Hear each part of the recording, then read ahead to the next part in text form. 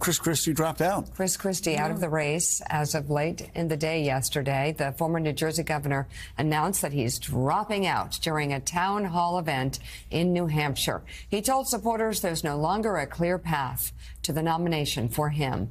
This, as Nikki Haley has been gaining ground among voters in the Granite State. While Christie has not endorsed any candidate, he says he is still working to make sure Donald Trump does not get elected again. I know, and I can see it from some of the faces here, that I'm disappointing some people by doing this. People who believe in our message and believe in what we've been doing. I also know, though, it's the right thing for me to do. Because I want to promise you this. I am going to make sure that in no way do I enable Donald Trump to ever be president of the United States again. And that's more important than my own personal ambition. So, ahead of his announcement in New Hampshire yesterday, Chris Christie was caught on a hot mic, appearing to say that Nikki Haley is not going to beat Trump and Ron DeSantis is getting nervous. The comments came while Christie was off stage and could clearly be heard on the event's live stream. Christie's campaign co-chair in New Hampshire, Wayne McDonald, tells NBC News he was the person the former governor was talking to. Take a listen. Yeah, I mean, look, she spent $68 million so far, just on TV. Spent $68 million so far, $59 million by DeSantis, and we spent 12. I mean, who's punching above their weight and who's getting a return on their investment, you know? And she's going to get smoked, and you and I both know it. She's not up to this. She hasn't even been. And she's still 20 points behind Trump in New Hampshire, right? Yeah. And, oh, yeah. And he's still going to carry Iowa, right? Yes. Oh, I talked to DeSantis called me, petrified that I would. He's probably getting out of half of Iowa. Let me just say this: as a politician on like a small level, at one time, you never want like a hot mic. People just, I'm serious, people just talk. Yeah. People just talk. And so you catch somebody on a hot mic and what he says about Nikki Haley or whatever, that's a guy who's bruised. He's getting out of this campaign. Politics is a really tough sport. Some people take off, some people don't. Nikki Haley has taken off. Ron DeSantis didn't.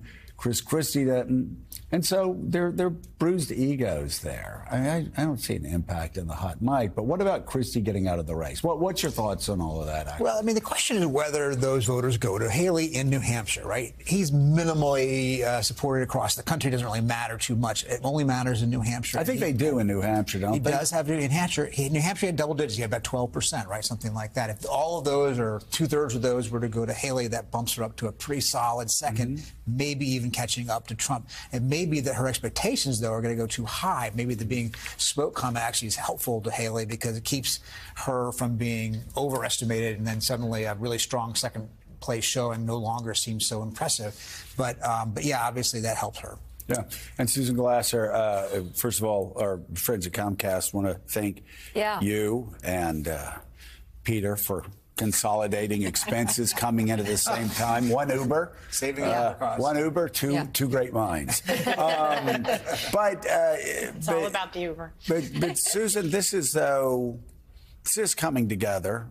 If there's any chance to slow Donald Trump down, Chris Christie had to get out of the race. It's something he's been hearing from supporters even for weeks now. Well, that's right. I mean, essentially, he was sort of called on his own bluff in a way, right? He says he's running to stop Donald Trump from being president. He has no chance himself of being president. And at a certain point, the longer you stay in, everybody understands the lesson very clearly of 2016, right? Which was this crowded field enables a minority candidate to come and use that minority and still win the Republican nomination. So Christie, I think, had to do it.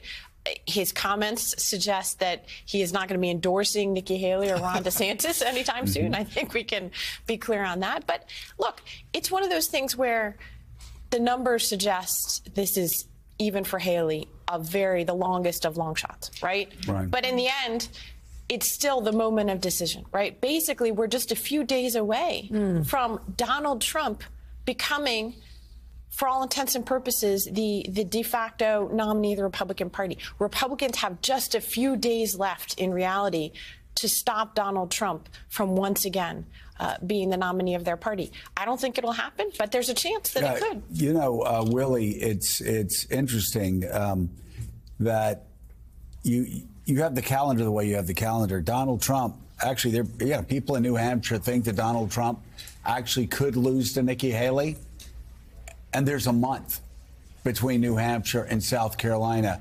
Think about the meltdown that Donald Trump will go through that month of just being called a loser every single day if he does, in fact, lose New Hampshire.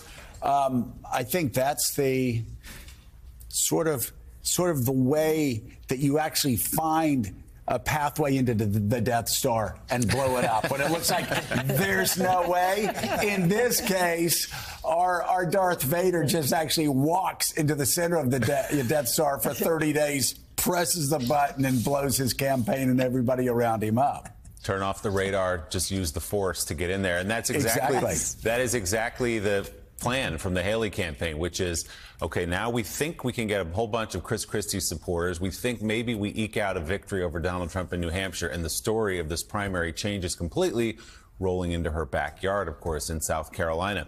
Always interesting, Joe, to hear from the Wall Street Journal editorial page, the paper of record for conservatives.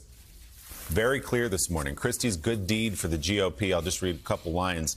Mr. Christie's most important contribution to the campaign has been to tell Republicans an often unwelcome truth, which is that they would be making a grave mistake to nominate Donald Trump for a second term.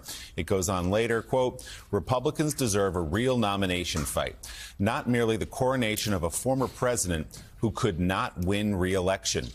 Mr. Christie's departure has helped that prospect, Joe. So that's from the Wall Street Journal.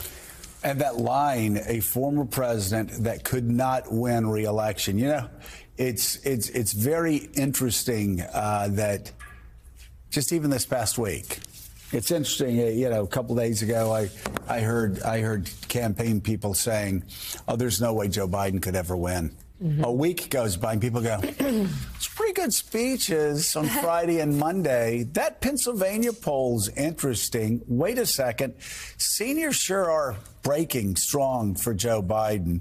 And suddenly everything's in flux. Nikki Haley, again, we don't know what's going to happen between now and New Hampshire. And then that long forever month for Donald Trump if Haley ends up winning New Hampshire.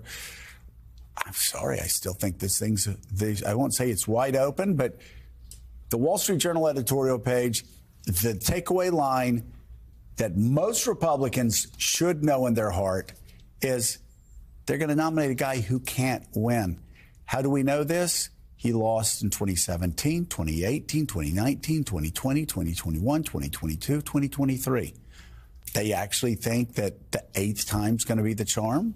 Well, at the top of the show, when you were talking about the former President Trump's remarks about taking credit for the abortion decision in the fall of Roe, comment that the second gentleman, Doug Emhoff, has made behind the scenes, Dobbs and democracy, the abortion case and democracy. And that's what the Biden team thinks they have in their back pocket. They think that by the time we get to Election Day, like the war, they hope will be in our rearview mirror, like the economy will be so good that people can't deny it.